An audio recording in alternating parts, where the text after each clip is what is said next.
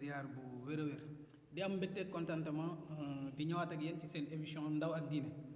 comme niñ ko tàmmee di def donc ay bés yu nekk maanaam donc samedi bu jot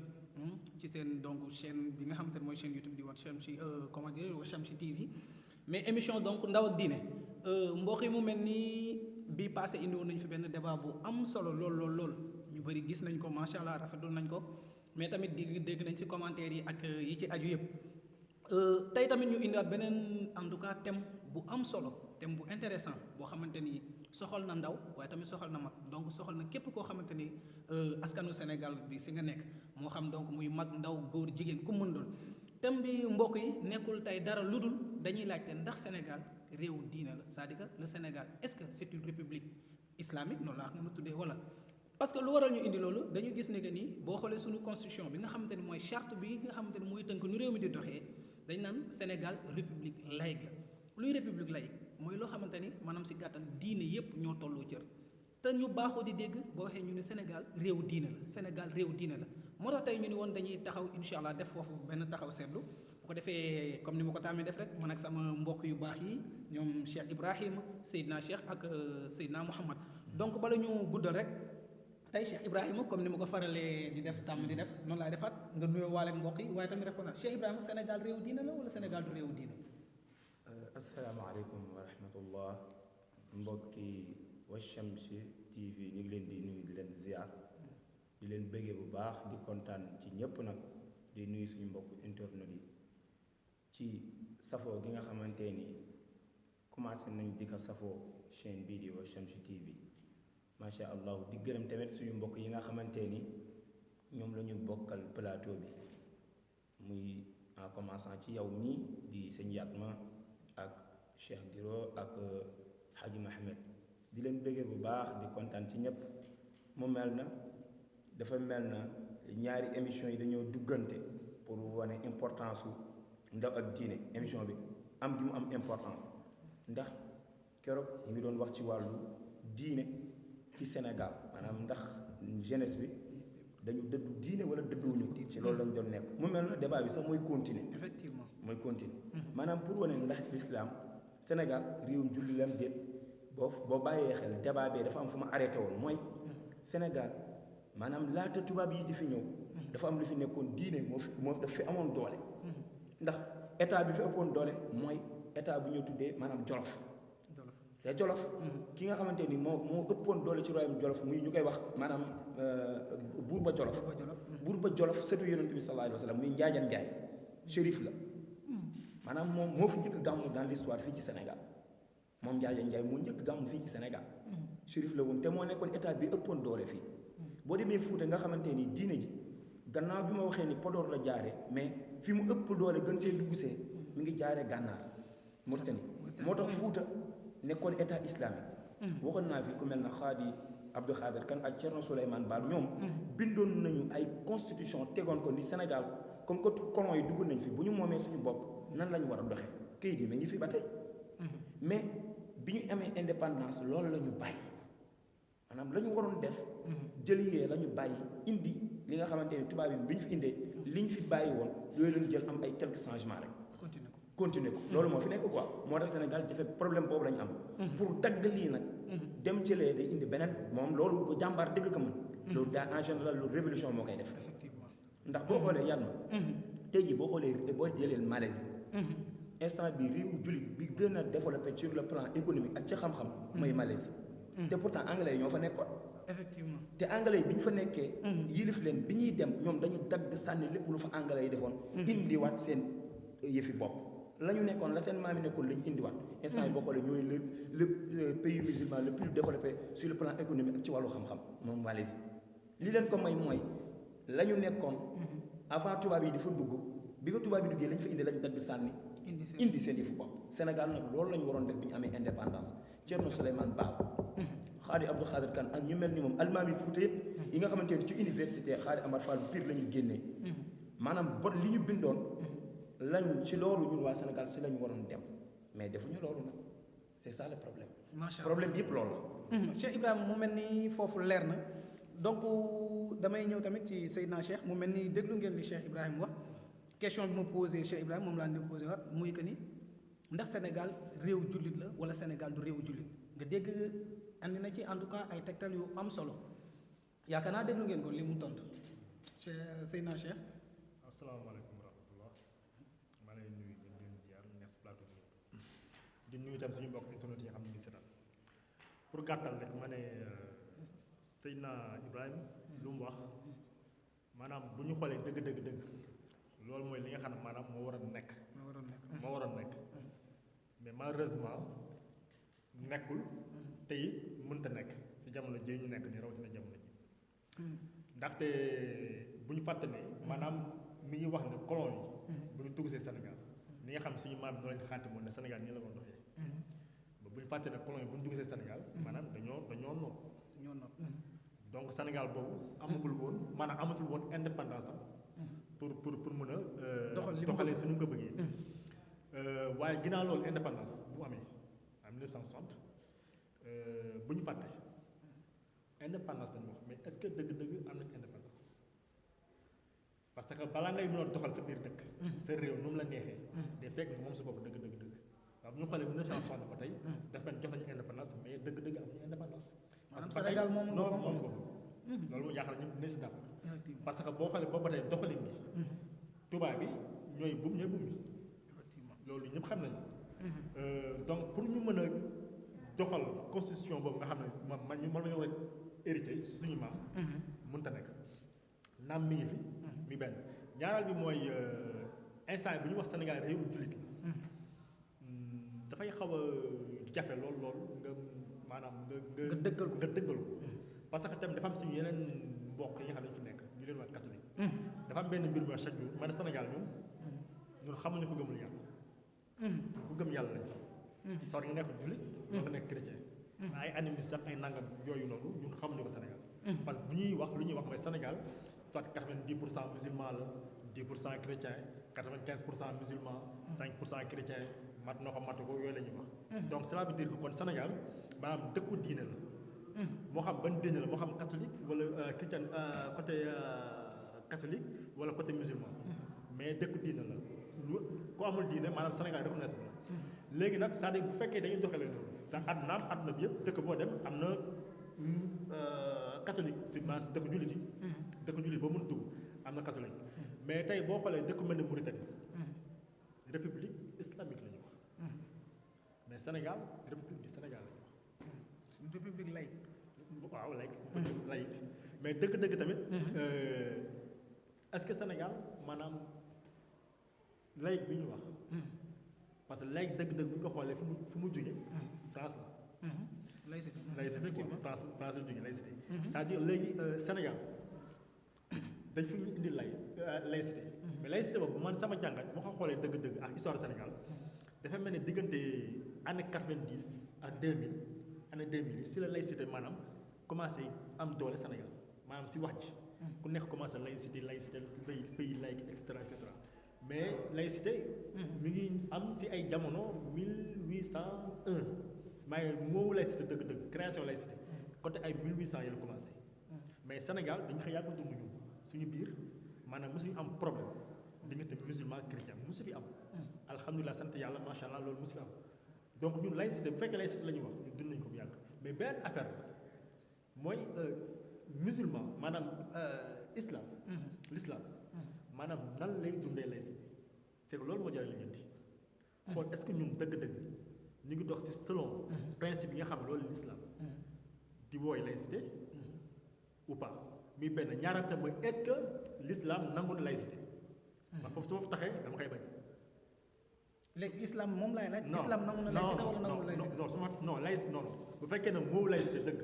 nu mu ñëwee nu mu ñëwee moowu laïcité dëgg islam nangu déedéet nangu islam nangu c'est-à-dire que maanaam noo comprendre yow laïcité noo ko comprendre tey soo ñu ko doon faram fàcceel maanaam noo ko comprendre xam nga laïcité dafa am bu ñu koy maanaam dafa am ñeenti pàcc yi nga xam ne maanaam si loolu mooy dox si laïcité benn bi mooy liberté égalité fraternité xaw ma ak ñu demee noonu jàpp nañu exactement mooy comme yi ñu def France comprendre léegi ñeent yooyu noonu si la laïcité tënku te dëgg c'est-à-dire bu fekkee ñoom nañ ko doxalee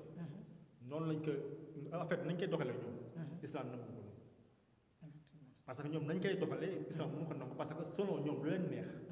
lañ siy xool ñu def ko parce que am na bu ñu ko tegee après si ginnaaw yi am na ay loi yu bëri yoo xam ne doole nañ ko si wala changé nañ ko si wala tere nañ ko si parce que 2010 bi mujj rek 2010 tere nañu maanaam li nga xam ne mooy parce que dañ ne liberté wala égalité et tout ça c'est-à-dire yow nga am sa liberté nga am sa liberté am nga droit muur nu mu la neexee parce que yaa moom sa bopp mais en 2010 ñoom génn loi boo xam ne nit ki amatul droit maanaam muuru maanaam burxa maanaam muur sa kanam yi ko la donc foofu maanaam bon ñoom li ñu wax mooy teguñu ko si laïcité ñu ko teg mooy question de sécurité la effectivement ak casque yeex ak xaw ma ay tagul la yooyu bañ ko si dara daal donc tout le temps am lu si indi loo xam ne dañ koy dàq waaw Seydina Cheikh mu ngoon ni tamit li nga indi am na solo trop te jàngat bu xóot la xam-xam bu bëri la loo xamante ni man je me dis que ne xajul sax ci vraiment ci émission bi xaju si mais donc comme que noonu la rek chaque jour je me dis que ay directives la ñuy joxe rek xam nga bu ko defee gars yi gën a mën a gëstu ñu xam ne tamit ndaw Sénégal wax dëgg yàlla ñu ngi sëgg di gëstu bu baax a baax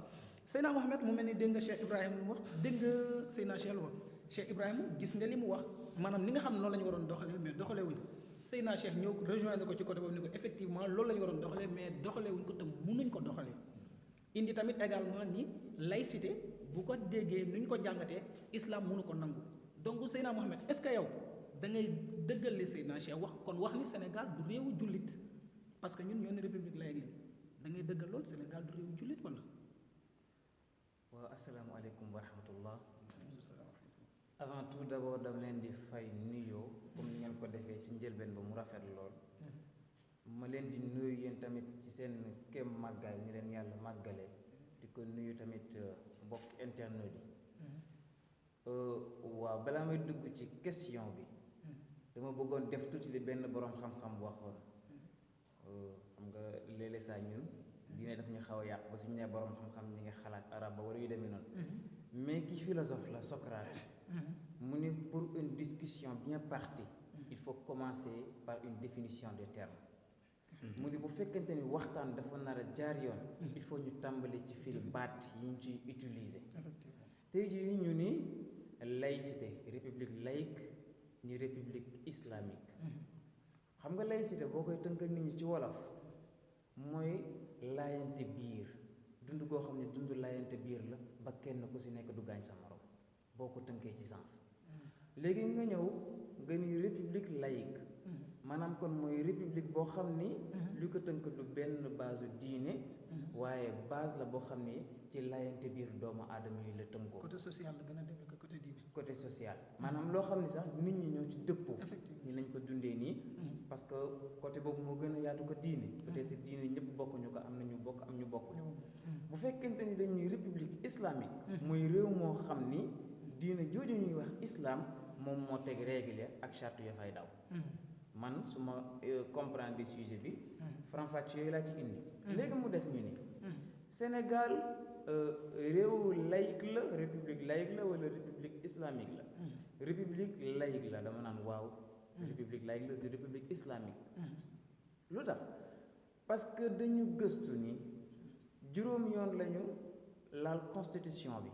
constitution sénégalaise en 1959 bi nga xam ne ñu ngi woon fédération Mali dañu dëppoo ni Sénégal république laïque la boo xam ni respecté na diina ya fa ne ñu ñëw ba 1960 ñu am suñu indépendance fédération bi tas ñu baamtuwaat ci constitution bi article premier ni Sénégal république laïque la waaye respecté na bépp ngëm-ngëm noonu ñu doxaat encore ba 2001 je pense bien Ablaye Wade bu mu ñëwee laalaat na ko encore mais loolu la ñu maintenir ba 2016 tamit loolu la ñu maintenir avec sous le régime de Macky Sall donc muy incontestablement lu ñu mënut a werante ni Sénégal république laïque la donc kon loolu leer na léegi nag bu fekkente ni comme li ñu wax ni lu mu waroon doon je pense que tey ji erreur yi ñu gis ñu bëri ñu ngi naan erreur historique la peut-être mag ñi fi nekkoon ñoom ñoo jàpp ni waruñu woon adopter république laïque waaye dañu waroon appliquer république islamique waaye may laajte xanaa jamono jooju fekk foon sunu maam yu baax ñuy lim waaw mag fekkoon na fi maam Serigne Touba fekkoon na fi Cheikh Seydi El Hadji Malick fekkoon na fi Serigne Babacar Sy ñee sax amaan na ba ñu jot indépendance fekk na ñu dem mais seen doom yi effectivement ñoom Serigne Abdou Lahad ñu ngi fi woon foofu laa ñoom Serigne Babacar Sy ñu ngi fi woon te boo xoolee ña falu ñoom ñoo leen jàppale ba ñu falu kon ñoom est-ce que seen analyse doon dañoo jum man sañ ma wax man ñi dañoo jum mais est-ce que seen analyse gisuñu woon ni république laïque bi moo gën ci Sénégal li muy dundee dëgg la majoritairement musulman lañ wax ndax 94% ay jullit lañ bu dee beneen diine bi muy christianisme ka li ñu koy waxee di 5% 5% te majoritairement bi catholique lañ 1% ñoo xam ne ñoo ci yor yeneen ngëm-ngëm te 1% yooyu seen ngëm-ngëm la muy néew am na seen xeetu jëfin yoo xam ni majoritaire yi sax ñu ngi koy jëfandikoo tey ji boo duggee ci biir diine yaa ngi gis yoo xam ne ñu ngi ko doon jëf ci doo yu demee noonu maanaam yooyu ba tey mi ngi kon di dox kon république laïque la boo xam ne ñun sañu en tant que jullit sañu ñu ŋàññ ne waru woon mën a demee nii ni bi demee nii baax na parce que dama jàpp ne analyse mag ñi gisoon na nii la waroon gën a mën a doxee pour que dundin Sénégal jaar yoon. merci beaucoup Seydina Mohamed mu mel ni tamit jàngat yi nga indi foofu am na solo lool waaye damay delluwaat ci Cheikh Ibrahim mu mel ni dégg nga li nga wax dégg nga li Seydina Cheikh wax waaye tamit dégg nga li Seydina Mohamed wax su may indi question foofu peut-être xëy na am na leneen loo bëgg a tontaat peut-être si li nga jot mais Seydina Mohamed bu ñu ko déggee dafa ni moom it ni que ni effectivement Sénégal maanaam du réewu diine si nañ ko mën a waxee te pourtant foo tollu da ngay dégg ñu naan Sénégal réewu diine mais moom mu d'accord ni par exemple bon mu ni est-ce que mag ñi wala moom sunu mag ñi nga xam ne ñoo fi nekkoon parce que effectivement bi ñuy am indépendance ñu mel ni ñoom Serigne Fallou ñu mel ni ñoom Serigne Babacar Sy radiyallahu taala anhu ak ñeneen ñu ngi fi woon te pourtant ñooñu mën naa ni ñoo appuyé ki tax république laïque am fii muy Senghor donc est-ce que yow da ngay gis ne sunu mag ñi foofu noonu dañoo comprendre lu woon nu mu demee ou bien comme ni Seydina Mohamed wax dafa yaakaar ni mag ñi dañu jàppoon ni dund bii moo gën dëgg la yu jara bàyyi xel la en commençant ci li mu terminé noonu pour wax ni Sénégal du réewum diine en kañ Cheikh wax na ko maanaam réewum diine la c'est-à-dire il faut ñu bañ a def amalgame ak bañ a jaxase point yi maanaam réewu diine la Sénégal ay jullit a fi nekk ñi fi nekk ay jullit la kon kay comme day dellu ci beneen débat ba ndax jullit ñi fi nekk ñi ngi appliquer seen diine ni ñu ko war a appliquer oui ou non loolu beneen question la mais réewum diine la léegi nag dafa am réewum diine ak état ci boppam ni muy doxe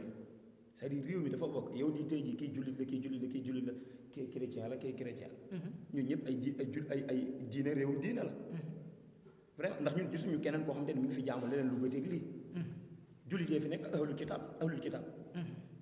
te yàlla nee na ahlul kitaab dagan na nga dem takki fa jabar dagan na nga lekk seen ñam kon ay réewum diine fi nekk réewum diine la léegi nag maanaam les chrétiens et les juifs quoi waaw léegi nag waaw muy ahlul kitaab léegi nag tey jii mu des état nag état bokkuñu ñaar la réew mi ci boppam ak état bi c'est-à-dire dafa am benn lubbi bu ndaw bu nekk ci àdduna bi boo xamante ni dañu ndaw mais ñoo yilif àdduna bi loolu il faut dafa jar a bàyyi xel c'est-à-dire gis nga lubbi boobu noonu système islamique arrangé wu leen léegi nag comme que arrangé wu leen dañuy indi ay système yoo xamante ni mooy rocc ci système religieux yi xam nga ko mel na Karl Marx bu ñemee taxaw mu ne la religion est l'opinion du peuple am na lu tax c'est-à-dire tey jii ba ci li ñuy wax ne laïcité gi ñuy wax ñoom ñoo ko créé pour barrer ko yenn réew yi pour maanaam diine nitu diine boo gisee ku mel ne Serigne Cheikh duggoon ci politique lan moo tax daf doon wàññi waa réew mi tubaab bi ni leen sañ-sañ bi ngeen am mu ni Senghor sañ-sañ bi nga am ci diine bu ko raw la ñu am bi ci réew mi astafirullah bu ko raw la ñu am Serigne Cheikh ni dañu bëgg gëmloo ni yéen sëriñu daara da ngeen war a toog seen daara di jàngal alxuraan toog seen sijaara yore seen course rek du noonu dañu bëgg nax gis nga tey système yooyu laïcité si la bokk naan dañu bëgg dox dañu wax ni maanaam diine amul yoonam nekkul ci société bi ni muy doxee nanu si yore seen diine ne la tey jii boo demee Vatican Rome ñoom seen yoon nekkul ci diine ji ni muy doxee léegi nii rek avant may ñëw ci émission bi mag ñaari borom xam-xam yi ma toog loolu lañu doon waxtaan mu ne benn français moo ni ko boo demee France église bi dafa échec ndax dafa laaj benn xaritam ci ma borom xam-xam yi waxtaan léegi dafa doon waxtaan ak benn xaritu français mu ni ko yow gëm nga yàlla mu ni ko non gëmuma yàlla man maa ngi ci li ma nekk rek tubaab la quoi français la après si biir waxtaan kooku moo ni ko xanaa xamoo ni français la de mu ni ko église bi dafa échec ci wàllu diine waxuma diine l'islam mooy maanaam du laïcité l'islam rek la contrecarré même christianisme daf ko contrecarré boo demee Rome Vatican dañ ne leen yéen seen yoon newul ci réew mi ni muy doxee dama leen ne la ngeen doxal seen diine ngeen bàyyi équipe nii système islamique enrangé wu lubi bi nga xamante ni moo yilif àdduna bi dafa dox digganteem ak loolu beneen bi mooy may ma terminer may gis nga France mi muy wax ñu ñuy wax ak réewum tubaab yooyu nga xam ne ñoo créé laïcité gis nga bi ñu ko créé réew ñi ko njëkk voté ay réewum jullit lañ Turquie ak Tunisie noté leen loolu ñi ko njëkk créé ñoom dañu fexe ba jël avant laïcité bi ñu ko tegee dañu fexe jël seeni nit programme leen teg leen ci réew yooyu noonu réew yi nga xam ne l'islam moo fa nar ëpp doole tey jii yéen a ngi wax mag ñi fii fédération Mali bi mu tasee Senghor bi ñu nekk da ngay nekk président dafa bañ gars yi ñoo ni ko kenn waxu la nga ñëw jiite diine ji dañ ne la nga ñëw jiite Sénégal loolu la ko mag ñi wax waxuñu la nga ñëw jiite diine l'islam dañu la nga ñëw jiite Sénégal l'essentiel mooy ku nekk ak ba mu yelloo na ko jox loolu la ko mag ñi wax. donc si je comprends bien du Senghor moom moo bëggoon jiite. déedéet Senghor bëggul woon jiite. loolu information la mag ñi ñoo ne ko kenn wax dafa bañ ndax dafa ni Sénégal ay diine fi jullite fi ëpp taman du ma jullit ñu ne ko kenn waxu la nga ñëw jiite Sénégal kenn nga ñëw jiite diine ci dañ la nga ñëw jiite Sénégal gis nga tey jii Sénégal moom Senghor bi mu faloo bi mu demee Rome pape bi am na ñetti fan recevoir ko ndax lan bi mu ko recevoir mu ne ko dama la mere mu ne ko ndax lan mu ne ko dama yaakaar ne woon boo nekkee président ak ni nga mel ci église bi di nga Sénégal yi di nga leen def ay chrétien mun leen nag mu ne ko Sénégal dama fekk ay mag ñoo xamante ne def leen chrétien du yomb mën leen soppi du yomb maanaam pour wane ni mën leen soppi du yomb léegi nag tey jii boo xoolee pour wax ko ni ko mag ñi juumuñu waaye de même ma terminer ci même sujet bi rek maanaam dama koy wan ni ko moom dafa joxoñ mag ñi attention dafa joxoñ mag ñi question boobu noonu lu jar a aborder la maanaam damay wan ni mag ñi échec man Cheikh Alhaji Abdou Aziz dafa ni maam Thierno Seydou Nourou Tall bu dul woon yow dootu mënuy Senghor est-ce que ndax li ko fi mag ñi tege woon daf ko bàyyi wallahi lan moo tax Senghor bàyyi nguur gi dem loolu kenn leeralu ko ba tey li tax Senghor xëy suba bàyyi nguur gi kenn du ko leeral nañ ko leeral dina si ñëwaat je pense que man gis nga bu fekkee dañ la topp ci lancé bi duñu xaw a génn tuuti sujet parce que instant bi waxuñu laïcité fu mu jógee baax na am baaxul dañu ñun réew mi ñu dund nañ ko analyser maanaam ba xam réewu diine la bu ñu nee réewu diine waxuñu ndax ña fa nekk dañu gëm diine wala ñuy pratiquer diine. waaw dañ ne même ndax réew mi diine moo ko tënk wala diine tënku ko. xam nga boo question yow tontu ko léegi. diine tënku ko. laïcité moo ko tënk. waaw xam nga sànq kon boo nee Sénégal réewu diine la moo tax la bu def amalgame entre li nit ñi di dund ak état bi li muy dund. may ma ñëw. xam nga sànq da nga wax ni. bu ñu waxee kon Seydina Mohamed boo waxee Seydina Mohamed bi sax lu diis la ci man parce que moom rek yeneen bi moo ko moom. donc soo waxee nii. réew mi réewu jullit la. dama naan déedéet. waxuma la réewum jullit la réewum diine la ay diine ñoo fi nekk. loolu Cheikh wax na ko ci biir waxam. Cheikh wax na ko ci biir kàddu wax naa la Cheikh wax na ko man la Cheikh tontu na la. waaw macha allah loolu la ay jàpp ba maa ngi lay wax ne la kii diine la kii diine la. ma ñëw tuuti xam nga dama bëggoon wax nii. parce que bu fekkente ni man sa ay propos ni nga waxee noonu laay noté. donc bu ma ñëwee ci sa propos tamit boo ko dàqee aussi. amul non dama ne la Cheikh tontu na la ko. attention après nga dégluwaat émission bi. ñu may ko mu ñëw xaaral ma ñëw dama ni. ñun yoruñu réewu diine encore une fois lu tax parce que ñun suñu dara diine tënk ko. ok loolu ñëpp a ci d'accord. léegi loolu ñëpp a ci d'accord. dañoo wax ne xar-xar doon kon xanaa ma yokk leeral rek comme texte ma léegi baax fekk si wu ma la de attention yow tontal ci li nga wax mag ñi da ngay tontu ci li nga wax mag ñi. léegi Cheikh Ibrahima pour me recadrer débat pour me recadrer bàyyi woon naa leen ngeen di dem parce que neex na mënu ma ci woon intervenir c'est na moom di nga ñaar dégg nga moom lu mu wax mu ni nga tontu c'est-à-dire que moom loolu instant bi je me dis que Cheikh Ibrahima da la bëgg a accuser bien sûr nee na yow Seydina Mohamed yaa ni bu ñu li ñuy dund nii ci ñàkk diine gi photo mag ñi la c'est-à-dire dafa mel ni loolu la bëgg a wax Cheikh Ibrahima non pas loolu dama bëgg wax ni dafa laal point boo xam ne ni peut-être mën na bañ a xam li ko waral mën na bañ mais am na si mais am na waaw kay am na très bien xëy na peut-être li tax mu laal ko dafa xamul lu ko waral bu xamul lu ko waaw waral mais effectivement waaw moom laa léegi seen moom nga bàyyi tam mu xaw a leeral. waaw loolu laa ko moom laa xew moom laa bëgg léegi ma bëgg peut-être Mouhamed xëy na dafa xam le si maanaam ci gàttal Cheikh Ibrahima dafa ni li nga wax ci mag ñi maanaam dafa jàpp da nga accusé mag ñi léegi yow tontu ko foofu nga leeral ko ndax xam da nga accusé mag ñi ou bien da nga wax ni sa gis-gis la quoi effectivement loolu la dama jàpp ni peut-être ñàkk teewlu la te boo xoolee ba ma waxee ni mag ñi ñu ngi fi woon te pourtant bàyyi nañu république lay jàll amaan dañu am meilleure analyse ci société bi ni muy mujjee ji ëllëg n'est-ce pas loolu la waxoon au tout début man dama ne man personnellement xaw ma parce que sañu ma wax mag ñi ni ñu defee baaxul mais xëy na ñoom seen jàngat moo gën a wér ci ëllëg ni réew mi di mel kon ñu bàyyi li système boobu dem moo gën ci ñun te boo waxee ba tey amuñu tort de ñun ñu ngi dund ci jàmm ak salaam suñu sous-région bi yëpp réew yi fi nekk problème diine boole na leen xeex nañ Côte d'Ivoire ba léegi amuñu jàmm mais ñun est-ce que dégg nga ñuy xuloo wala xeex ci yu demee noonu kon mag ñi dama jàpp ne gis-gis bi ñu amoon ba bàyyi lii jàll kon macha allah yàlla jubal na gis-gis boobu léegi nag man li ma mag ñi bàyyi ñu ko mu jàll de attention ma ñëw li ma bëgg wax juste li ma bëgg wax juste tuuti di nga si ñëw ma leeral ngir yàlla li ma bëgg wax tuuti mooy ñun duñu république duñu réew diine lu tax parce que ñun suñu constitution diine tënk ko ñun suñuy attekaay diine tënk ko Seydina Cheikh xam nga dëkkul Maroc ba mu jógee réewam di ñëw fii lu mu wax la moo ko yëkkati seen dëkk mu ne parce que xukkaamu amul kuffaar ñoom seen ay attekat ay yéefar lañ lu tax mu ne parce que dañu jël ay xawaanina shara yi ñu dañ jël seen xawaanina seen ay ponk ñoom seen ay attekat seen ay loi ñu indi ci yoo xam ne dafa wuute ak loi sharia kon moom ay yéefar la leen jàppee ba tax mënu dëkk ak ñoom léegi nga ñëw fii mais bul ju foofu jullit yi la doon attekat yooyu ay jullit lañ de bu jaawale dama bëgg wax te fi mu ñëw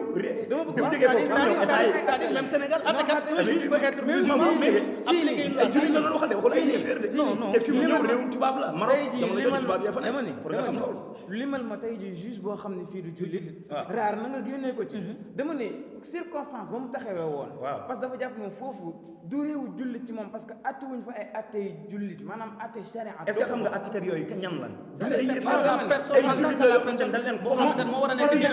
mais c'est la loi qui doit être une loi musulmane une loi chrétienne problème bi du ci nit ki li nga xam ne mooy teg bi yoon yi mooy mais yoon bu fekkente ni jalgati nga yoon fan lañ lay tegee yoon maanaam dañuy ubbi ci constitution boo xam ne république laïque bi di imposé wala dañuy ubbi ci constitution boo xam ne charia moo ko teg léegi maanaam c'est bu fekkee dañu ubbi woon ci constitution boo xam ni charia moo ko teg kooku dañ naan fii diine dëkku l'islam la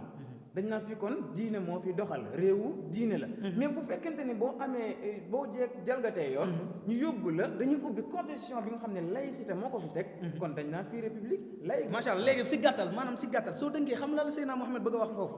maanaam soxla wuñ nit ki nekk jullit mais maanaam lan la ñuy seet nature lan lañ soxla nature loi bi ndax loi bi moo nekk loi jullit wala du loi jullit mais pas nit ki koy appliqué parce que juge bi appliqué moom day appliqué texte yi ñu ko jox rek yaakaar naa noonu la mu mel ni Seydina Cheikh affaire bi tàng na nu mu demee noonu waaw xam naa gars yi xam nga lu ñuy wax rek borom xam-xam yi moom maanaam seen gis-gis mën naa wute effectivement ba tey yërmande la waaw day nekkaat si biir diine rek loolu parce que ba tey ñoom ñaar lu ñu wax ñëpp boo ko xoolee ñoom ñaar ñëpp kenn génn si maanaam cadre diine yi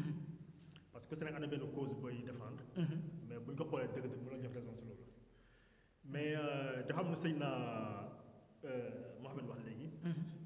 mais maanaam diggante maanaam artikat yi ak nangam yu demee noonu daal c'est-à-dire xam nga sëñ naaw sëñ Ibrahima lu mu wax léegi si wàllum maanaam France par exemple xam nga ba ñuy xool dëgg-dëgg laïcité maanaam français ñoo ko instauré si maanaam si seen dëkkuwaay ñoom ñoo ko créé maanaam wàcce ko si Sénégal bi nangam yu demee noonu en général tous les lois waaw léegi France day parce que côté boobu ñoo maanaam ci gis nga France avant loolu mais léegi man xam nga ma sama problème waa ñu continuer que mais c'est-à-dire ngeen tontuwaale le temps parce que sama réalisateur bi may xam ne temps bi jeex mais c'est-à-dire li ci ëpp solo point bu am solo boo xam ne il faut ñu souligner ko waaw kon ñu dem lu mën a xam c'est-à-dire gis nga en 1901 c'est-à-dire avant 1801 excusez-moi maanaam France dafa am ndox si maanaam état français comme na mu doxee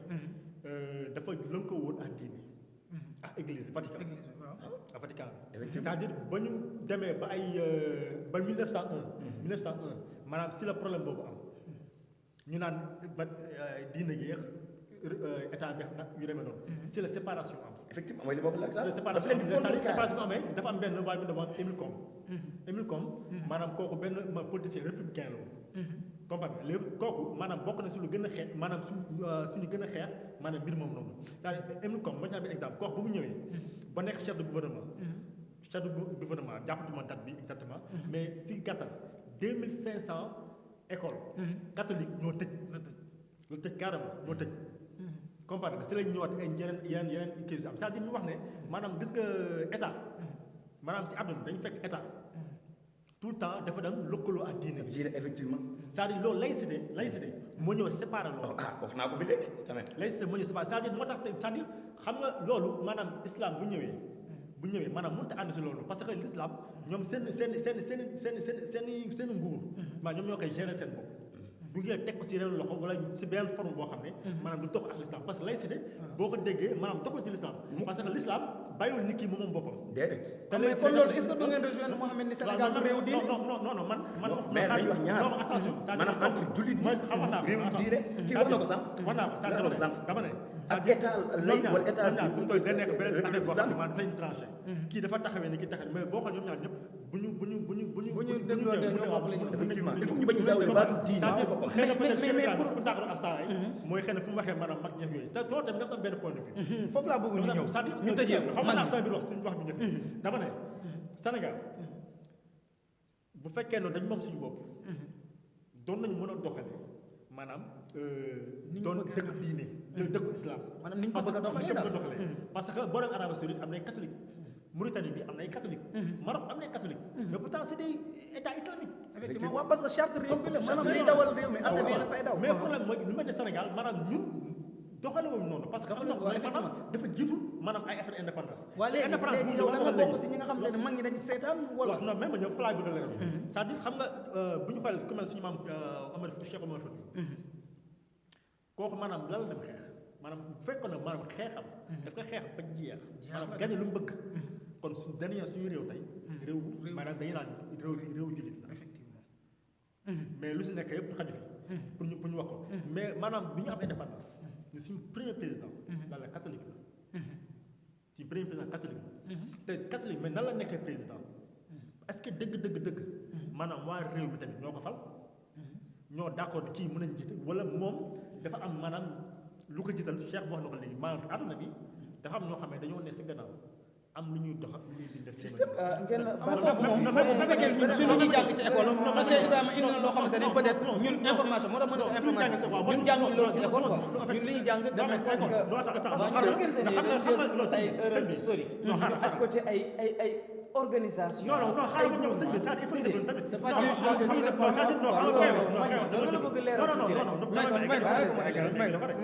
c'est-à-dire gis dama ne Senghor ba muy nekk président